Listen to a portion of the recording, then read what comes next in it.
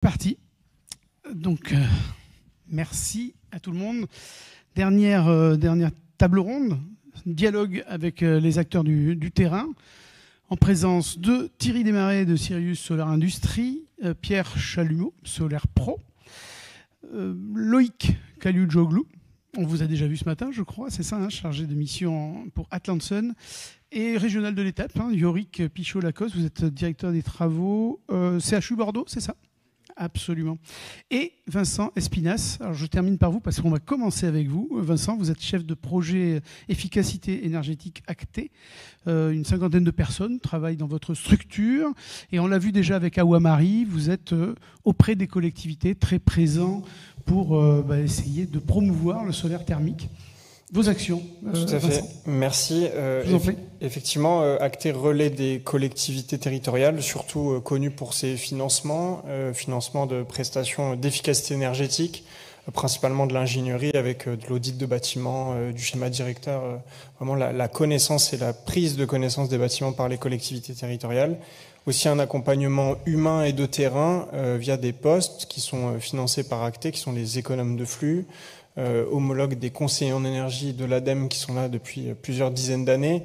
Acté, c'est depuis 2019 que ça existe et c'est une création de postes, les premiers postes à peu près à cette date également. Donc l'idée pour nous, c'est de financer des projets et d'accompagner ces personnes-là qui agissent sur des territoires plutôt à l'échelle de département. C'est une démarche qui fonctionne bien, qui a été présentée ce matin. Donc l'idée pour nous, c'est vraiment d'accompagner, de faire monter en compétence ces personnes pour déjà dans un premier temps, avant de dimensionner des installations d'énergie renouvelable, quelles qu'elles soient, c'est de bien maîtriser son parc public, bien connaître ses différents bâtiments, ses différents équipements, quels sont ceux qui sont prioritaires et comment diminuer sa facture et son impact environnemental. Et pour ça, dans plein de scénarios et dans plein de cas d'usage, il faut décarboner, remplacer des systèmes fossiles. Pour citer des exemples qui sont très propices à la chaleur renouvelable, une piscine avec une chaudière au fioul, qu'est-ce qu'on fait ? Qu'est-ce qu'on fait de cette chaudière et des systèmes fossiles? Par quoi on les remplace? Et c'est là où donc tout l'organisme et tout l'écosystème renouvelable rentre en compte. Comme le présentait Awa, mais pour ceux qui n'étaient pas là tout à l'heure, Acté, on finance une petite partie de cette brique et de cette chaîne. C'est les études de préfaisabilité, donc étape intermédiaire avant la partie faisabilité et travaux qui, eux, sont financés par le Fonds Chaleur.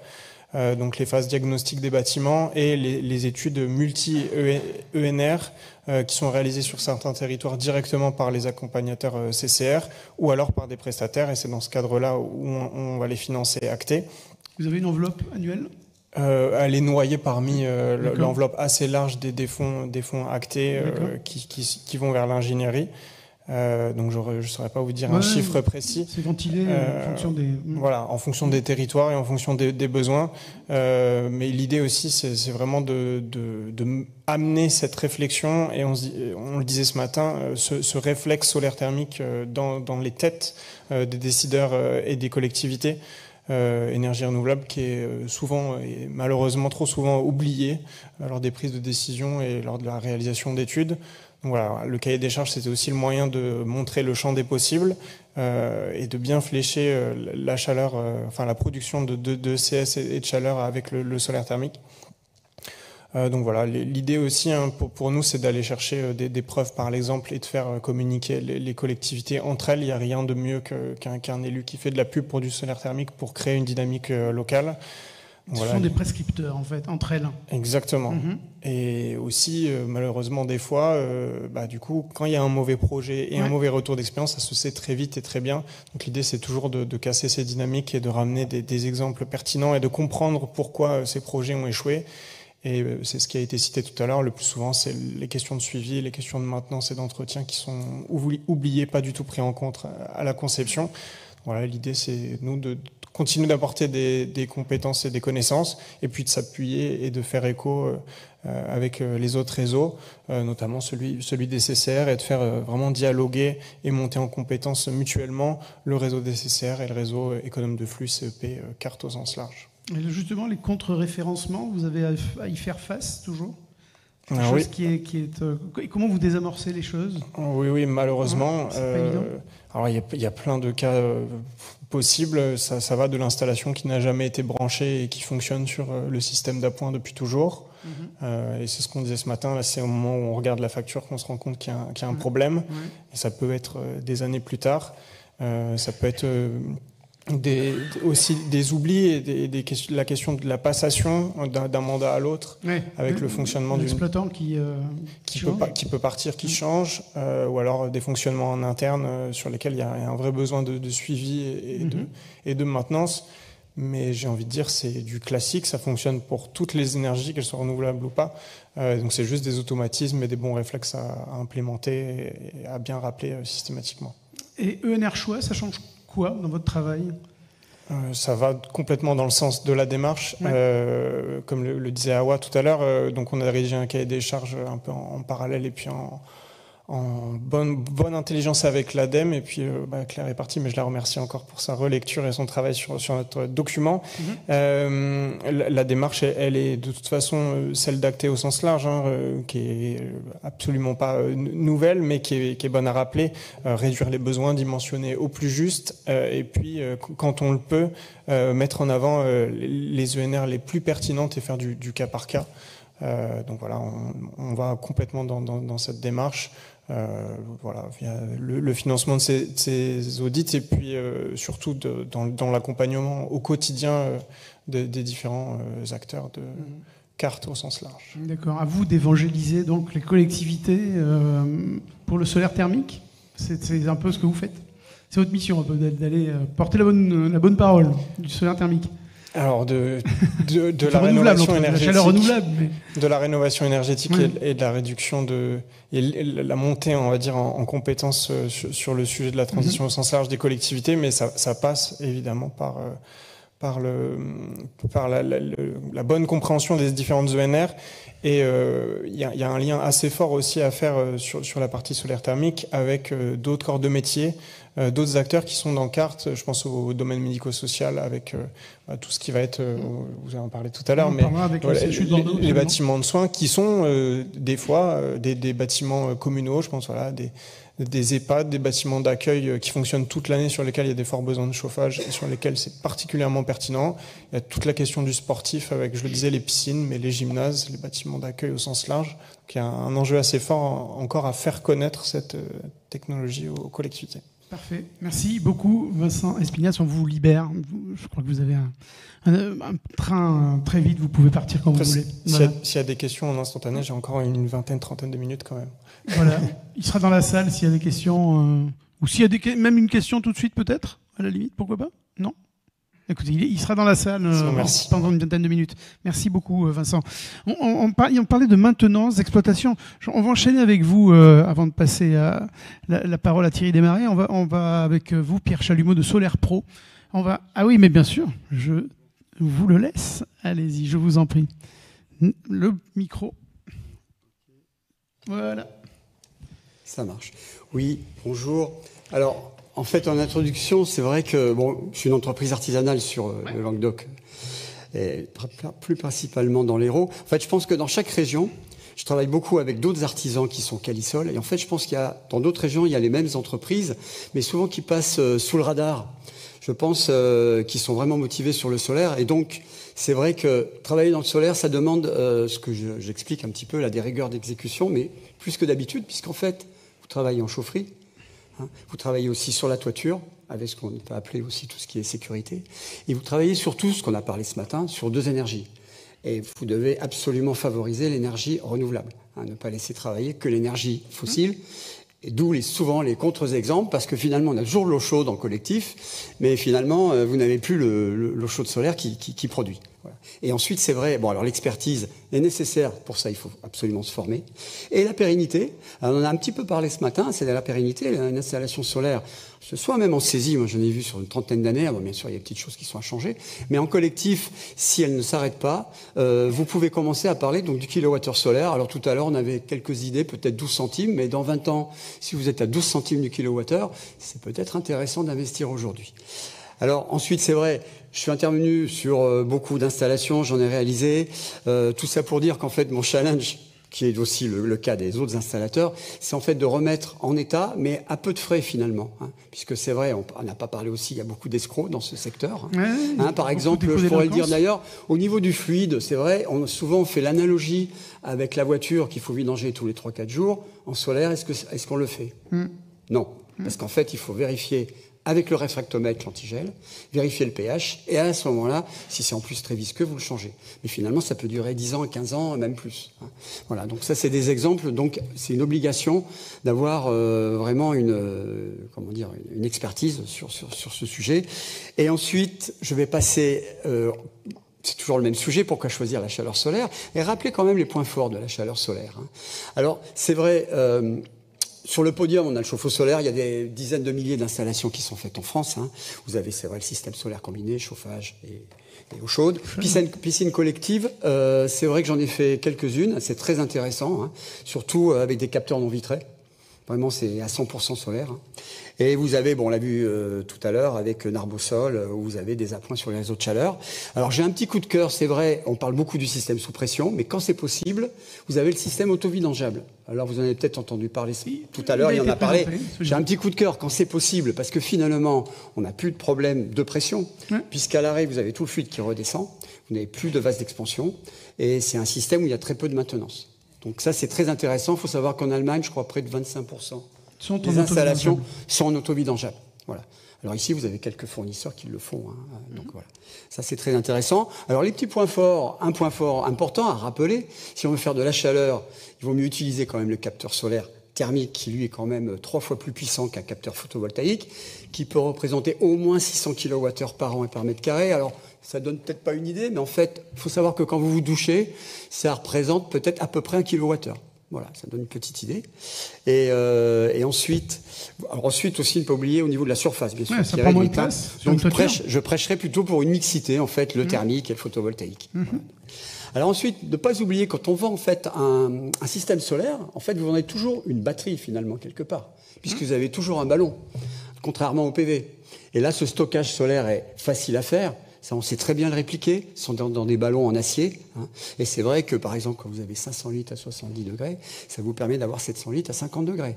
Et autre point important sur tout ce qui est système collectif, souvent vous avez des circulations d'eau chaude, des boucles d'eau chaude qui peuvent représenter jusqu'à 50% du budget. C'est énorme. Et là, vous passez avec de l'eau chaude solaire, en fait. Donc voilà, c'est des petits points importants. Et dernier point à ne pas négliger, c'est vrai que sur ces systèmes, vous n'avez que des appareils génériques, que ce soit le vase d'expansion, que ce soit le circulateur, régulation. Finalement, sur 10 ou 20 ans, si vous avez le changé, vous avez toujours les moyens.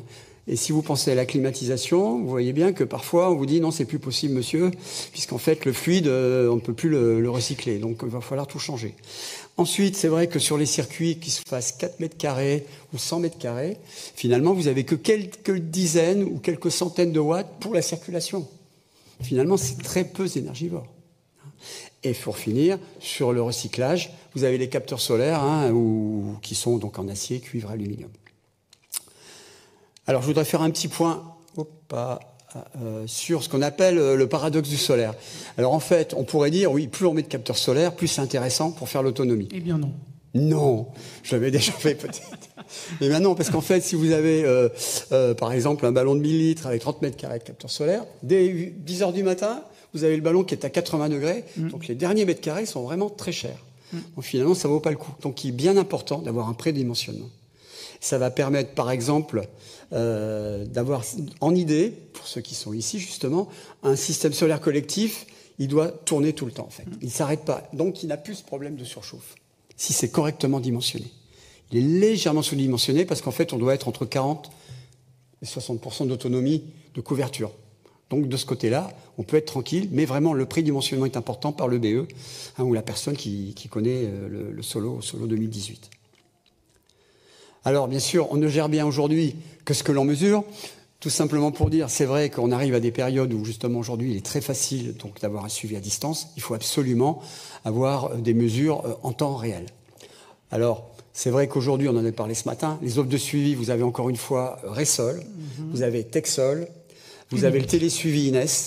qui sont des plateformes qui permettent de suivre l'installation en réel. Vous avez aussi d'autres moyens par la télécommunication avec des bas débits pour obtenir des températures. Et c'est vrai que maintenant, vous avez même l'intelligence artificielle qui arrive, je vois, par Solisart, qui permettra peut-être, enfin certainement même, de faire l'auto-apprentissage. Voilà. Donc ça, sont quand même des choses qui ont évolué sur plusieurs années et qui sont vraiment accessibles. C'est déjà là, en fait. C'est déjà dans les outils, sur Sokol. Donc, il ne reste plus qu'à voir les installateurs et qu'ils le pratiquent. C'est pour ça que je finis là-dessus, pour quand même finir sur la chevalerie ouvrière. Parce qu'en fait, aujourd'hui, on manque quand même, vous le savez bien, d'installateurs. Alors, je suis très content parce qu'entre autres, en Languedoc-Roussillon, j'ai 2 collègues, j'avais incité à faire la formation RGE Calisol Collectif, donc Sanigaz sur Cabrières et Agua Design sur Montpellier qui ont réussi. Donc, nous sommes maintenant... Enfin, il y a 3, dont Bisson maintenant, qui aussi...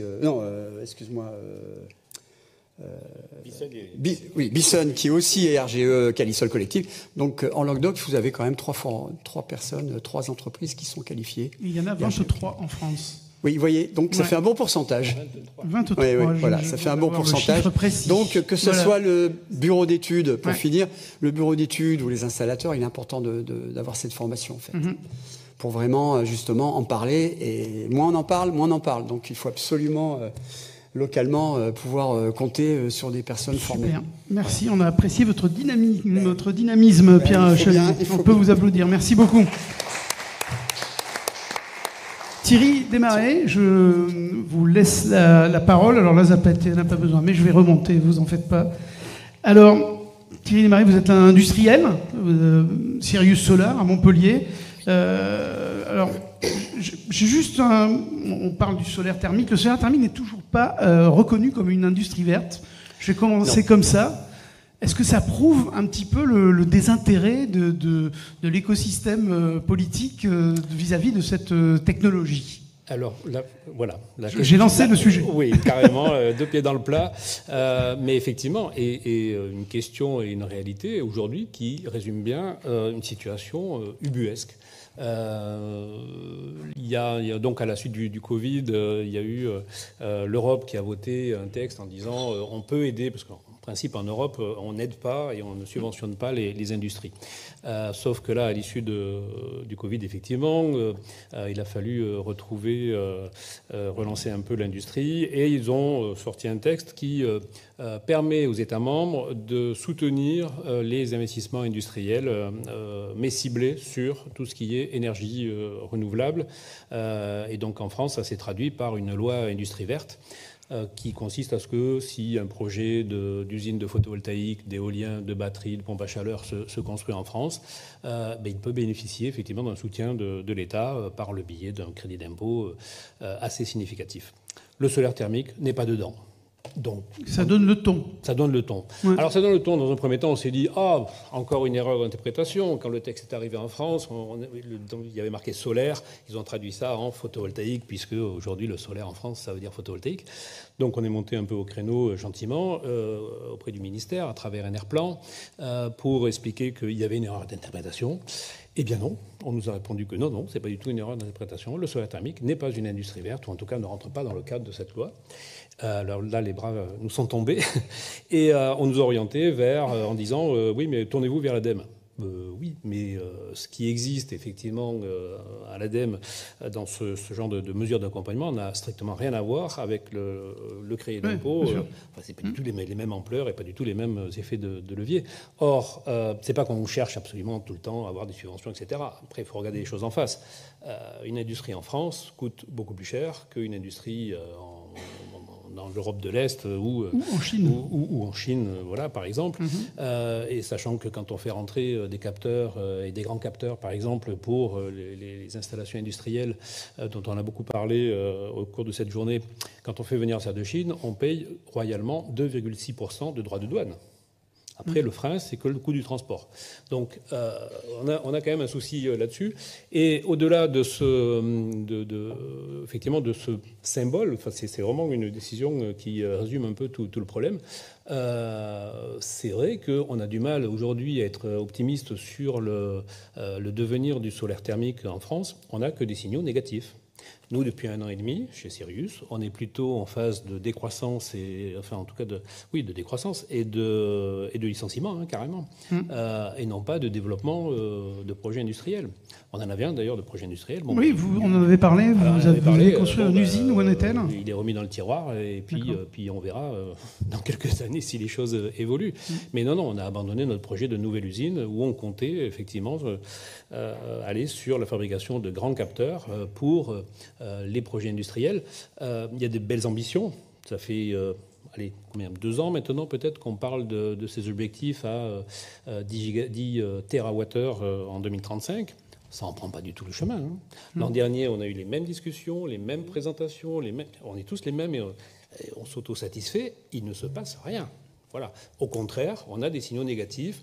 Le seul marché du solaire thermique, le marché du solaire thermique à l'outre-mer qui était super dynamique, a été, mais alors complètement démoli par une décision du jour au lendemain, fin 2023, donc loi de finances 2024, on supprime la défiscalisation des chauffe-eau solaires à l'outre-mer.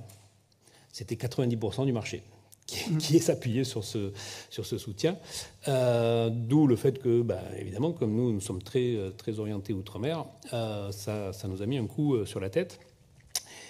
Et puis, l'après-rénov', on en a beaucoup parlé aussi, qui est devenu inutilisable tellement c'est compliqué, avec des effets d'annonce, même si avant-hier, on a appris que finalement, sur les monogestes, c'était maintenu. Oui, mais on a annoncé au grand public que ça y est, on allait suspendre l'après-rénov'. Enfin, tout le monde se méfie. Le consommateur aujourd'hui, qu'il soit un particulier ou un utilisateur professionnel, est complètement tétanisé par la peur de se faire avoir par des arnaques. Effectivement, il y a beaucoup d'escrocs et ils font un mal terrible à la profession, tous ces gens-là, d'une part, et d'autre part sur oui, mais on me dit que j'ai droit à ça, mais le jour où je monte mon dossier, finalement, j'y ai pas droit, donc j'attends. Et puis on est dans un... Il y a ces messages négatifs qui viennent en plus dans un contexte qui, il faut reconnaître, est quand même très difficile, quel que soit le secteur d'activité en France et en Europe. C'est vrai que c'est difficile partout. C'est une ambiance très anxiogène. Donc si on avait vraiment quelque chose d'un peu plus positif comme signal qui vienne d'en haut pour nous dire si, vous inquiétez pas, allez-y, et pendant X années, on va maintenir un programme où on lance tel programme, oui, on pourrait se remettre à y aller, à y croire, et à développer et à investir. Aujourd'hui, les banques ne nous suivent pas, clairement. Ils nous disent, mais attendez, il n'y a pas... De toute façon, on laisse tomber le projet parce qu'il n'y a pas de perspective. Enfin, en tout cas, on ne les voit pas. Voilà, donc désolé de ce message négatif. Mais, la thématique, c'est les dialogues avec les acteurs de terrain. Vous êtes un acteur de terrain, vous êtes une industrie en France. Il faut dire ce qui est. Il faut se dire les choses. Il y a 2 ans, on discutait ensemble, Thierry, vous produisiez 35 000 m² de capteurs, je crois. C'est quoi cette année ? On doit être à 6 000. Ah ouais, on divise par 5. Ah ouais. Oui. Ouais. Alors, malgré tout, on peut se dire, mais comment il fait ? Il est encore là. Il est encore là. Comment vous faites ? Oui, parce qu'on ne fait plus que du... Enfin, on a élargi l'activité. Si on s'était contenté de continuer à faire du solaire thermique et uniquement du solaire thermique, je ne serais pas là aujourd'hui. En tout cas, pas en tant que Sirius. Donc, on élargit l'activité, on va chercher d'autres activités. Clairement, les filiales outre-mer qui se sont pris cette claque de l'arrêt de la défiscalisation brutale se sont convertis au photovoltaïque en autoconsommation, avec batterie. Et Sirius en France, pareil, on élargit l'activité sur ce genre de produit. Où là, on n'est pas fabricant, on est importateur et distributeur avec un volet maîtrise de la technique, notamment des batteries. On a fait nos armes à l'outre-mer où 95% du marché est équipé en batterie. Mais bon, on n'est plus du tout dans l'industrie du solaire thermique avec des projets industriels en France, etc. Voilà. Il y a quelque chose qui vous irrite énormément aussi, c'est les pubs à la radio où on dit la transition énergétique, c'est de passer à l'électrique. Ça vous agace, Thierry Desmarais ? Ah ben, c'est l'acteur principal français, en 3 lettres, qui effectivement. On voit pas. Il y a quelques matins là, au réveil, j'entends ça, une pub qui, en résumé, dit la transition énergétique, c'est de passer à l'électricité. on est en train de nous expliquer que l'électricité nucléaire est propre. Bah oui, parce que sur le volet carbone peut-être, mais enfin on oublie tout le reste, d'une part, puisqu'on va faire de tous ces déchets qui devraient être enfouis d'ailleurs et qui ne le sont pas parce que ça pose plein de problèmes. Et puis d'autre part, à quel coût dans quelques années, quand on n'aura pas développé ce qu'il faut en énergie renouvelable et qu'on va se retrouver avec la seule solution du nucléaire. Je ne dis pas qu'il faut qu'on arrête le nucléaire. Je dis attention, ne misons pas que là-dessus non plus. Ça va coûter très très cher. Les factures vont faire mal. Bon, on aura perdu certainement beaucoup de temps sur l'industrie, sur des compétences, en solaire thermique. On a en quelques années déjà perdu énormément de compétences. Effectivement, tu le dis Pierre, il y a quelques motivés représentants un peu partout dans chaque région, mais déjà il faut les trouver. Ils passent sous les radars.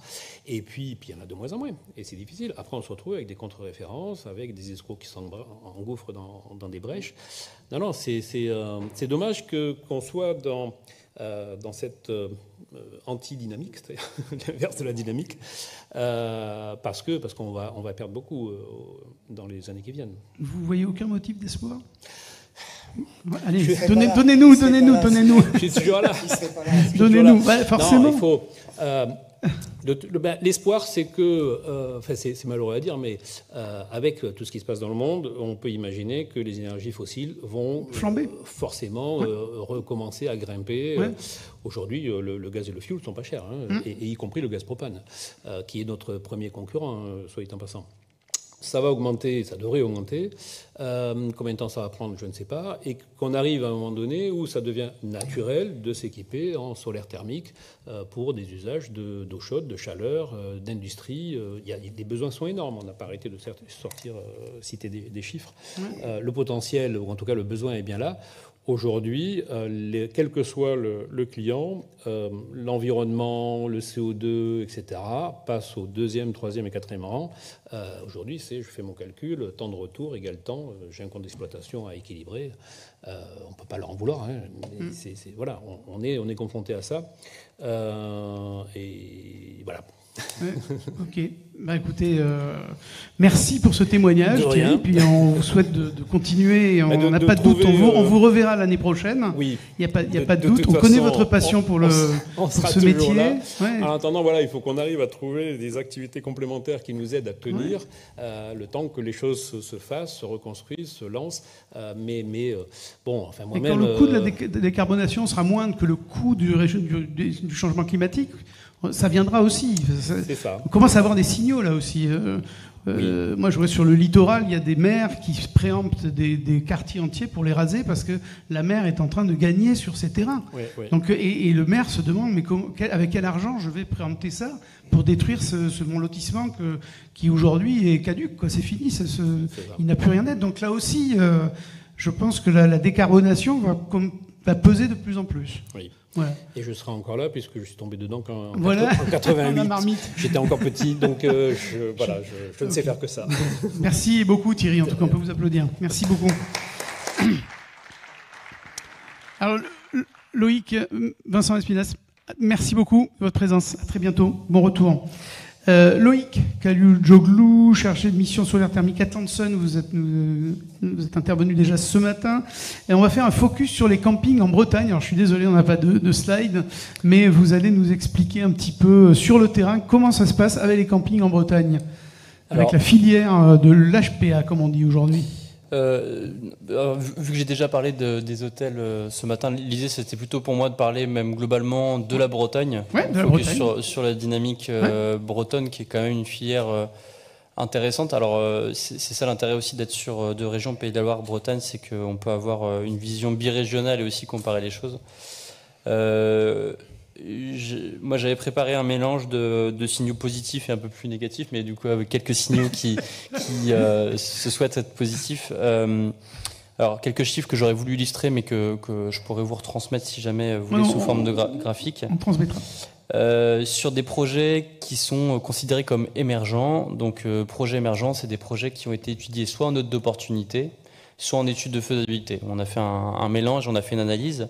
En 2022, on en avait référencé 25. 2023, 50, donc on a doublé. 2024, on était à 65, donc on est sur une croissance qui est importante. Donc on étudie chaque année en Bretagne de plus en plus de projets solaires thermiques. Donc ça, c'est un premier signal qui est positif. Et je parle des projets solaires thermiques collectifs. On est principalement sur le moyen collectif. Je ne parlerai pas du résidentiel parce que je ne l'accompagne pas. Et les grandes installations, ça serait un des points noirs, c'est qu'aujourd'hui, on les étudie pas, on peut, voire plutôt pas. Et c'est vraiment, je pense, une des pistes qui est vraiment à étudier pour voir comment on peut systématiser l'étude du solaire thermique sur des cibles grandes installations et particulièrement les réseaux de chaleur. Parce qu'aujourd'hui, je pense que c'est particulièrement un manque d'outils ou de compétences qui explique le fait qu'on ne le fasse pas et pas un manque de pertinence de l'installation. Malgré tout, donc on étudie de plus en plus de projets et ça se traduit aussi dans le nombre de dossiers financés. En ADEME Bretagne, on est passé de 5 projets, donc autant dire vraiment pas grand-chose en 2022, à 17 en 2023, 26 en 2024.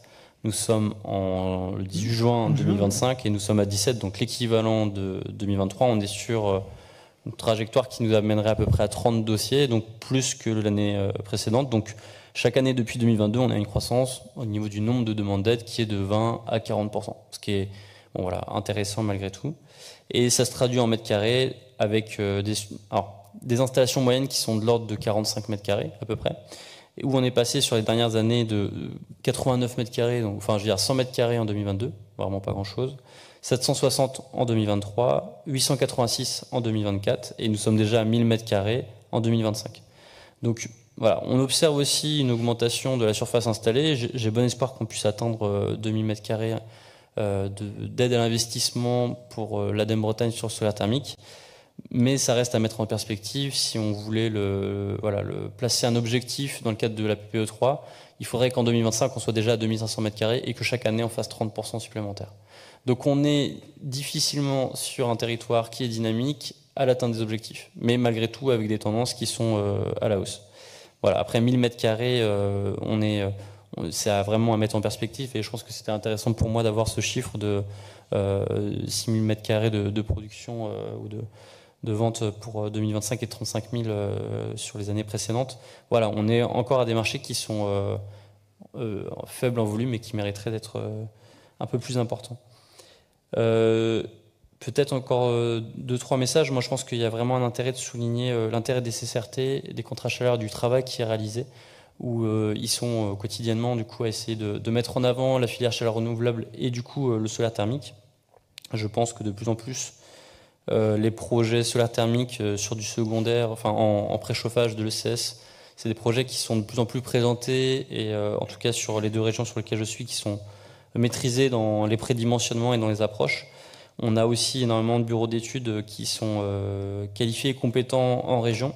La problématique reste pour moi davantage le manque d'installateurs et on a du mal, et je pense que c'est vraiment un des enjeux aussi pour nous, relais régionaux, c'est de faire le lien entre les projets identifiés, la restitution des études et du coup les professionnels qui sont positionnés sur plutôt l'installation, parce qu'on manque énormément de mise en lien et mise en réseau. Moi j'ai connaissance du coup des fabricants qui sont présents aujourd'hui et qui font des installations de qualité. Pour autant, sur chaque projet, il faut faire ce travail de mise en lien entre le CCR et les professionnels. Donc c'est quelque chose qui est encore à créer.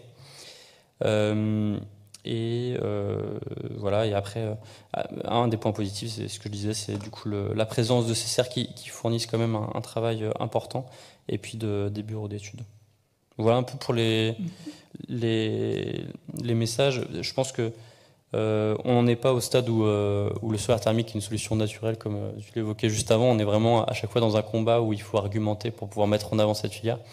J'ai bon espoir que d'ici quelques années, j'espère que ça sera un petit peu différent. Mais on se donne rendez-vous en 2026. Vous avez parlé de combat, donc c'est pas rien. Le mot est fort. Ouais, mais c'est le cas, je pense. Absolument. Et en Pays de Loire, vous avez, on a fait un focus sur la Bretagne, mais juste un petit focus. Vous avez la même progression ou c'est moins Alors en réalité, j'ai moins. J'ai porté mon discours sur la Bretagne parce que les chiffres sur les Pays de la Loire, j'ai pas eu la même analyse qualitative des chiffres parce que l'organisation de chaque direction régionale est différente. Et vu que je suis sur la préparation des dossiers des comités de distribution des aides en Bretagne, j'ai vraiment une visibilité sur l'exhaustivité. Donc j'ai vraiment la certitude des chiffres que j'annonce, je préfère être plus prudent sur la région Pays de la Loire. Mais il y a quand même une inflexion à la hausse aussi. On est aussi à 1000 m² en 2025 en Pays de la Loire, en demande d'aide en juin, donc l'équivalent de la Bretagne, donc ce qui est aussi plutôt positif. Ouais, d'accord, ouais. Donc on peut garder espoir, et on voit que quand on s'en donne les moyens, finalement, le solaire thermique, ça marche. Et puis peut-être aussi avec l'arrivée de... séduit en tout cas. Ce qui est intéressant à souligner, c'est aussi l'arrivée de projets que j'avais pas identifié jusque-là, mais sur des... Alors je ne parlerai pas de grandes installations, mais plutôt un petit peu plus d'installations entre 300, 400, 500 mètres carrés. Donc on a parlé des projets sur piscine, les blanchisseries, c'est des installations sur des tailles intermédiaires, mais qui sont pour autant très intéressants et décarbonants et qui ne sont pas des grandes installations. Merci beaucoup Loïc, on peut vous applaudir. On termine cette table ronde avec Yorick Pichot-Lacoste. Vous êtes directeur des travaux incendie, maintenance et énergie au CHU de Bordeaux. Alors on va revenir quelques années en arrière au centre Henri Choussat à Pessac en 2017. Je crois que c'est là que vous avez commencé votre aventure avec le solaire thermique. Est-ce que vous pouvez nous en dire plus, Yorick? Merci. Je vous en prie. J'ai peut-être la zapette. La zapette, elle est... Non, c'est moi qui ai la zapette. Oui, c'est vous. Excusez-moi. Si vous mettez sur la bonne page. Là, voilà. Parce que là, c'est pas du tout moi. Voilà. Parfait, merci. Je vous en prie. Merci d'abord de m'avoir invité, d'avoir invité le CHU de Bordeaux qui a tant à dire en ce moment sur ses projets d'investissement et sur ses projets de décarbonation, a aussi beaucoup de choses à dire. D'abord, un point qui se veut un peu positif après quelques messages un peu en deçà, qui est qu'il y a encore, et il y a évidemment encore beaucoup d'acteurs publics qui sont pas assez avancés dans leur décarbonation et qui ont encore beaucoup à faire, autrement dit qui sont très en retard. Et donc il y a forcément des acteurs publics qui ont des projets de décarbonation et je vais présenter ici le fait que le CHU de Bordeaux est un acteur qui lui croit en ce solaire thermique. Qu'il faut y croire. Effectivement, alors, dans la présentation, on attaque assez vite sur des données, mais je voudrais resituer et prendre quelques instants pour resituer le CHU de Bordeaux dans le tissu économique et dans le tissu finalement français. Le CHU de Bordeaux, qu'est-ce que c'est? C'est l'un des 5 plus gros acteurs publics de santé de France, puisqu'on doit être 5e CHU en taille. On fait 580 000 m² et on a 15 000 salariés. On a la plus grosse maternité de France à l'hôpital Pellegrin avec un peu plus de 6 000 accouchements par an. La plus grosse de France, la plus grosse de métropole, puisque la plus grosse de France c'est Mayotte. Eux, ils font 12 000, ils sont imbattables, mais en tout cas la deuxième c'est Bordeaux. On a plus de 110 000 passages aux urgences par an, tout confondu, ce qui nous situe dans l'un des 5 plus gros. On met à part évidemment Paris, Marseille et Lyon, mais après avec Nantes, Strasbourg et Lille, on se tient un peu la bourre et on est placé en termes de performance médicale comme étant le 2e établissement public de santé de France sur le classement Le Point. Donc on a une vraie expertise médicale qui contraste assez fortement avec son état global bâtimentaire et son état global patrimonial et les infrastructures. Vous voyez la presse dit deux choses en ce moment. Il pleut dans le CHU de Bordeaux et c'est l'enfer. Il fait trop chaud et il pleut. Mais la presse dit aussi, le CHU va investir 1,4 milliard sur les 13 années à venir. Voilà, moi je remets un peu de positif. 1,4 milliard, c'est pas complètement une paille. Et c'est à travers ce 1,4 milliard que le CHU de Bordeaux saura se moderniser. Cette modernisation, elle a bien sûr un enjeu de santé publique avec des activités de soins qu'il faut restructurer, bien sûr, et redéfinir différemment, mais elle a aussi un enjeu écologique. Et cette transformation écologique est un des 6 axes principaux de ce projet d'établissement.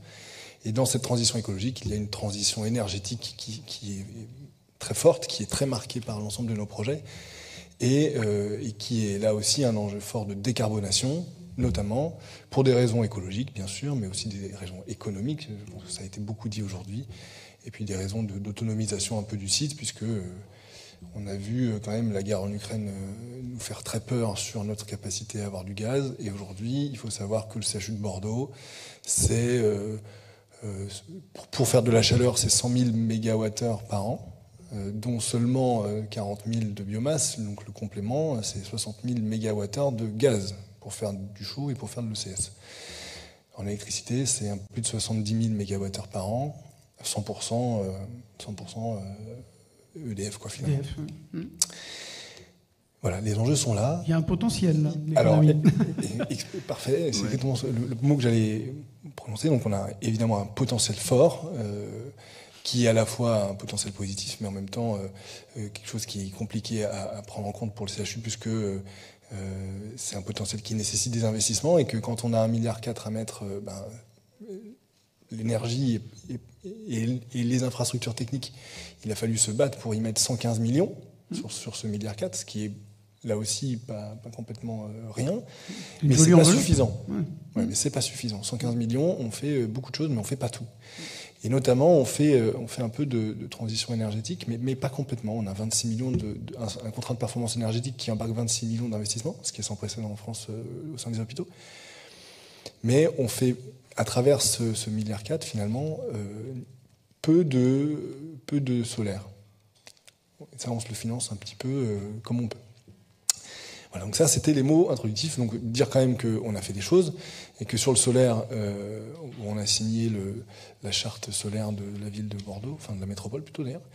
La fameuse Alliance solaire, c'est ça ? Alliance solaire, pardon. Merci, exactement. On a déjà installé, et je vais le présenter, une installation de ces solaires. Alors 2017, c'est le début du projet, mais en fait, c'est une mise en œuvre 2019. Puis on a lancé des études pour pouvoir développer ça encore davantage. Là aussi, on a fait des études, et je pense que ça rejoint un peu votre discours, on a fait les deux études, c'est-à-dire on a fait des études de solaire thermique pour les mêmes terrasses et des études de photovoltaïque, parce que le potentiel est sensiblement le même. Les terrasses quand même des hôpitaux, elles sont nombreuses, elles sont grandes, mais elles sont truffées de contraintes en termes d'équipement et puis en termes de résistance structurelle. Bon, et une fois ça dit, il faut quand même qu'on passe le cap.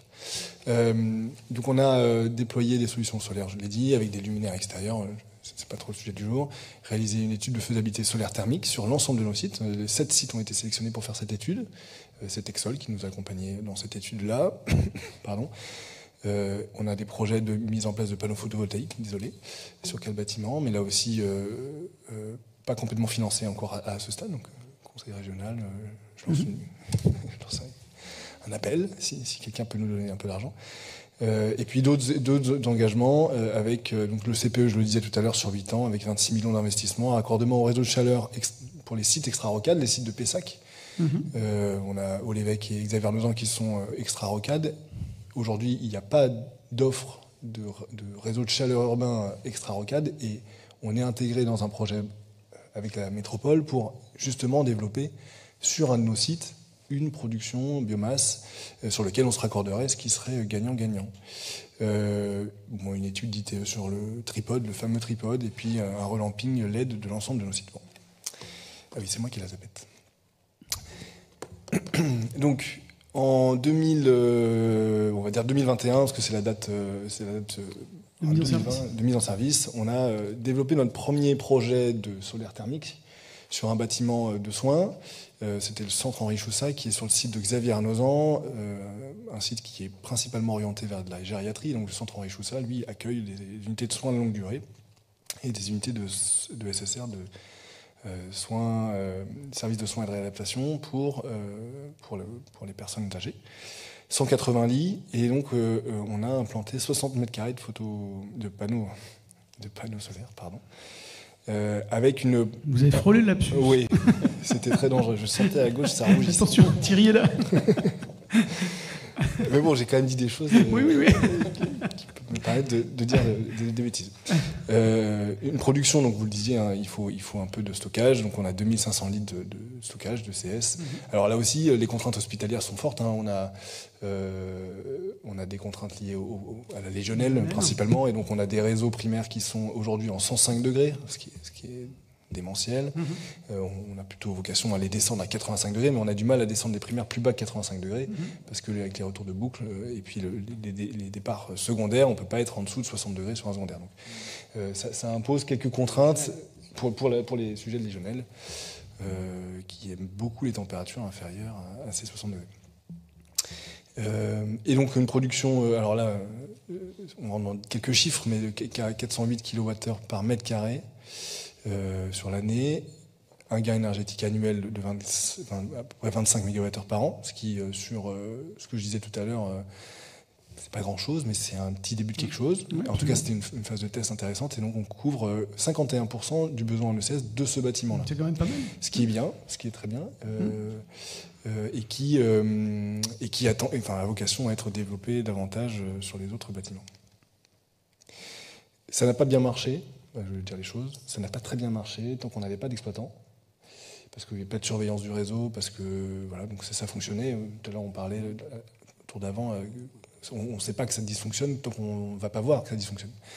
Et bon, une fois qu'on a eu mis une vraie surveillance, on a pu constater que cette fois-ci on arrivait à des vrais gains énergétiques liés à cette production. Donc ici, on voit les productions mesurées par rapport à la valeur de référence. Bon, on voit les courbes, je vous laisse les regarder.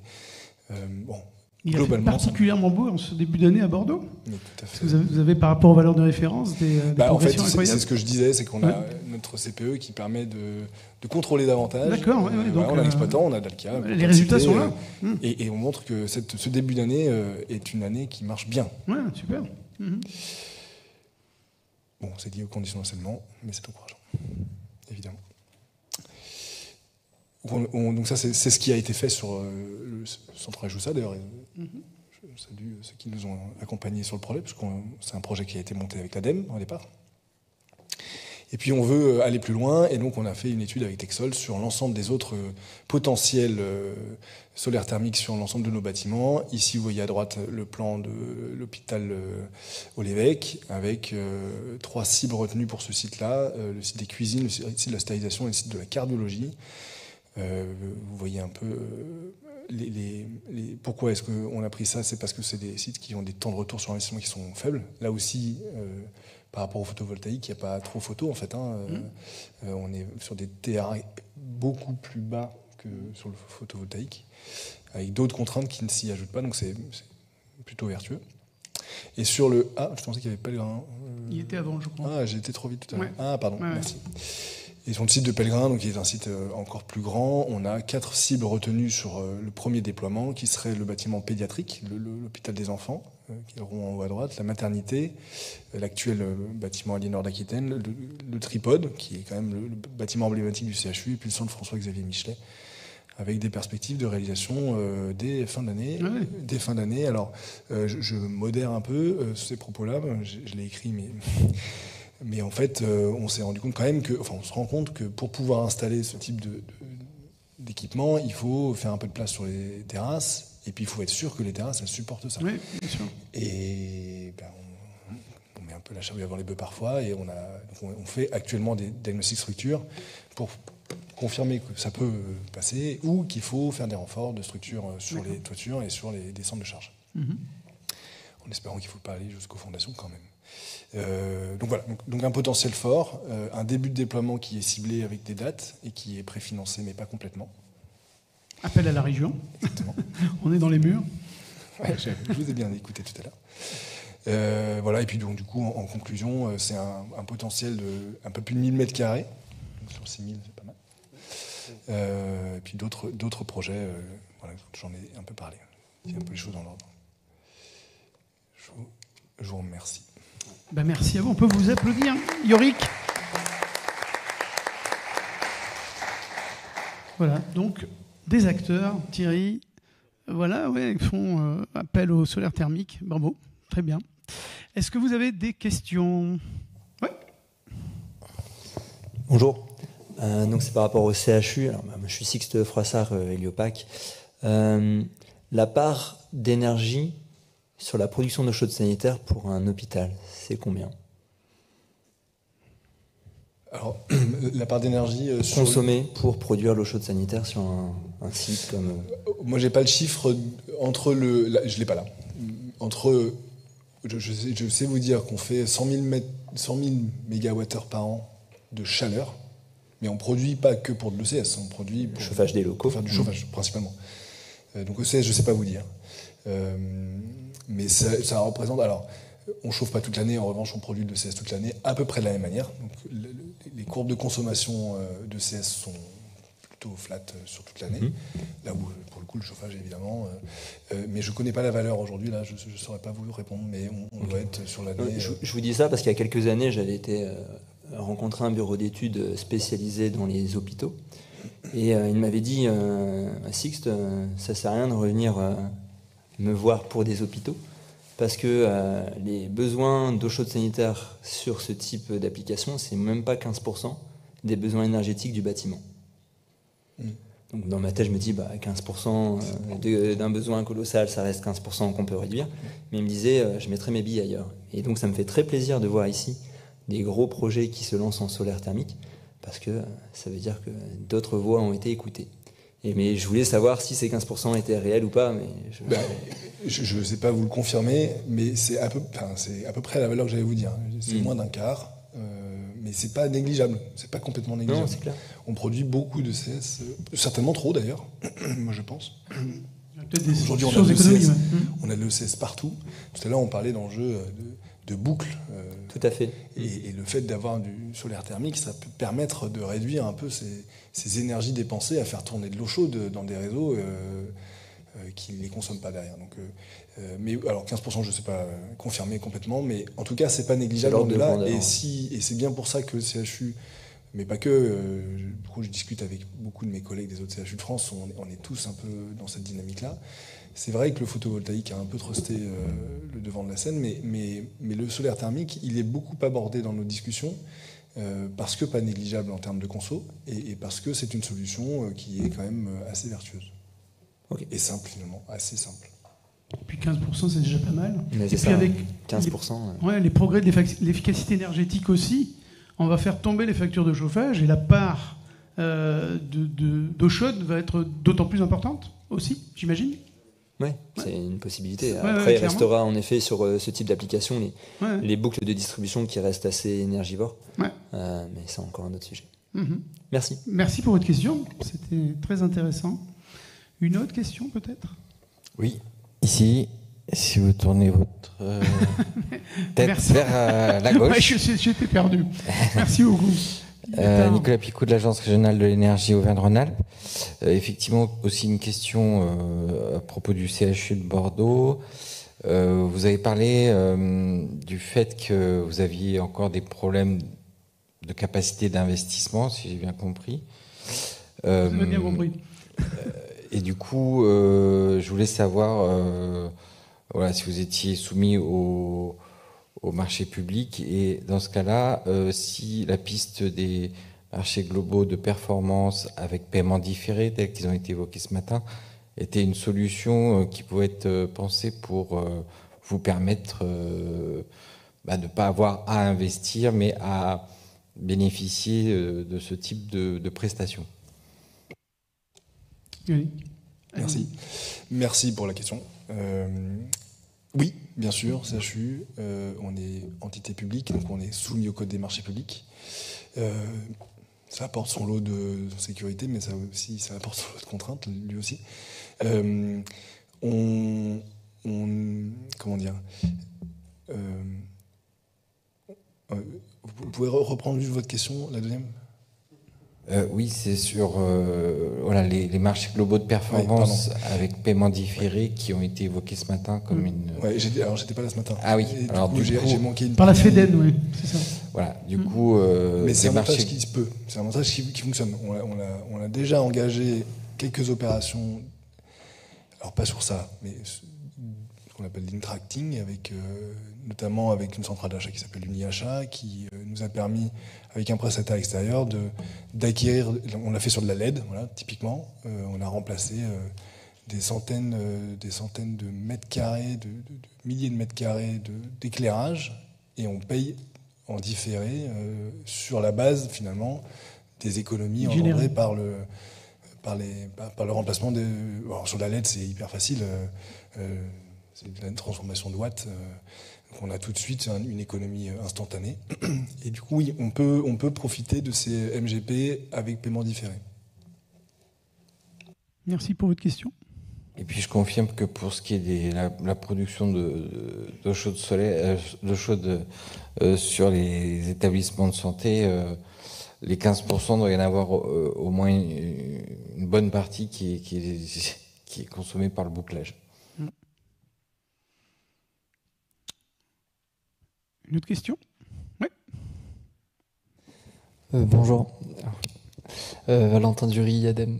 Donc, je travaille à l'ADEME depuis un petit mois. J'étais intéressé de... Bienvenue dans notre monde. Merci.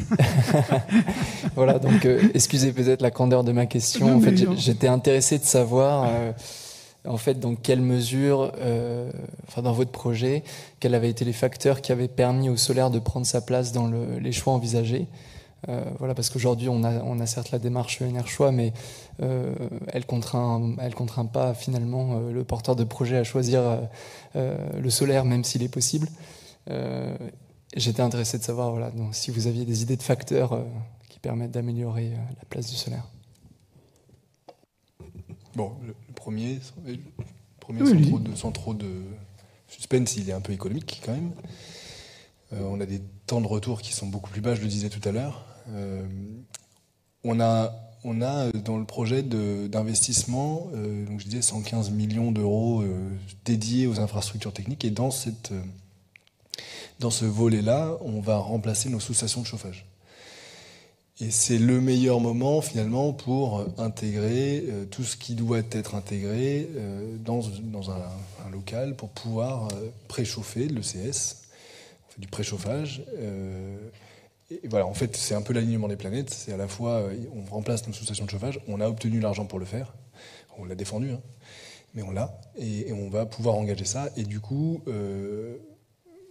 là aussi, un choix a dû être fait. Est-ce qu'on reconfigure nos sous-stations avec cette idée de solaire thermique ? En fait, la réussite de ce qu'on a fait en 2021 nous a quand même confirmé que c'était un peu la bonne direction. C'est à la fois le bon moment, c'est un temps de retour sur investissement qui est plutôt court, quoi.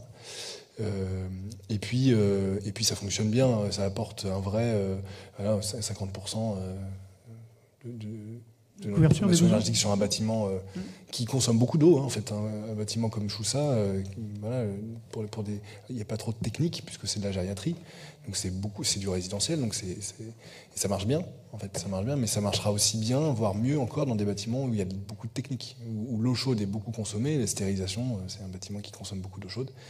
Les cuisines, bien sûr, ça consomme énormément d'eau chaude. Donc on se dit que ce qui marche bien sur un bâtiment comme Choussa marchera encore mieux sur des bâtiments qui consomment encore plus d'eau chaude. Merci. Ok, merci beaucoup. C'est bon. Et oui, dans le cadre de votre projet, est-ce qu'il y a un acteur en particulier qui a défendu le solaire ou qui a amené l'idée ? Je disais tout à l'heure qu'on a été accompagné par Texol en 2019-21. Et que du coup, on a aussi fait appel à eux sur la partie études. Derrière, on a encore tout à apprendre sur qui peut être installateur. Moi, j'ai entendu beaucoup de choses aujourd'hui qui m'intéressent beaucoup. Merci beaucoup. Je vous en prie, merci à vous. Dernière question. Oui, Richard. Oui, vraiment un projet très intéressant. Est-ce que ce projet, vous en discutez avec d'autres, au sein de l'Agence régionale de santé, avec d'autres ARS, puisque il y a un réseau au niveau dans le cadre de la décarbonation du secteur hospitalier. Donc voilà, ça m'intéresse de savoir est-ce que ça va percoler ailleurs et qu'on va se retrouver à la PHM à Marseille voilà. Eh bien, pas assez. C'est honnête. Pas assez, ouais, pas assez. On échange. L'ARS Nouvelle-Aquitaine connaît notre projet, bien sûr, nous aide financièrement. Sur le 1,4 milliard, on a quand même 342 millions d'euros d'aide de l'État, dont 90 millions de l'ARS Nouvelle-Aquitaine, en local. Donc, bien sûr qu'ils connaissent notre projet et on échange avec eux sur ce projet-là. Ils sont plus sensibles aujourd'hui sur des problématiques de soins, de parcours de soins, de santé, etc., que de sujets de décarbonation. Donc on a peu ces échanges-là avec les collègues de l'ARS. En revanche, on échange avec nos collègues en direct, hors ARS, hors le réseau de nos tutelles finalement, mais en direct entre les établissements et la PHM aussi. Mais tous les 32 CHU de France, on a un groupe de discussion dédié.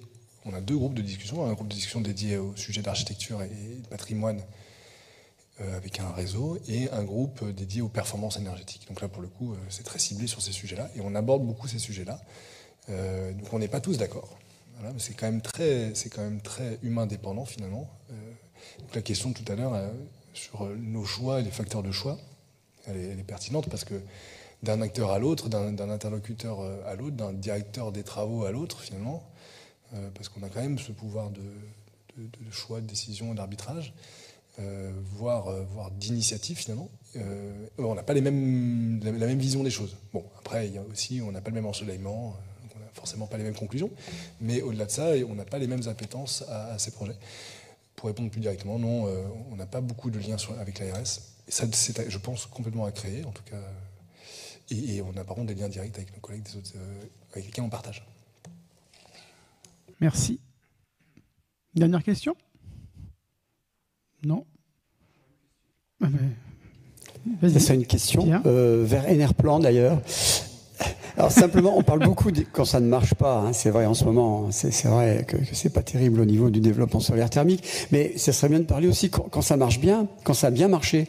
En 2000, quand il y a eu le plan soleil, en fait, là, il y avait des réunions avec des centaines d'installateurs. C'est vrai qu'on en parlait à la télé. Il y a eu vraiment une grosse communication sur le solaire thermique.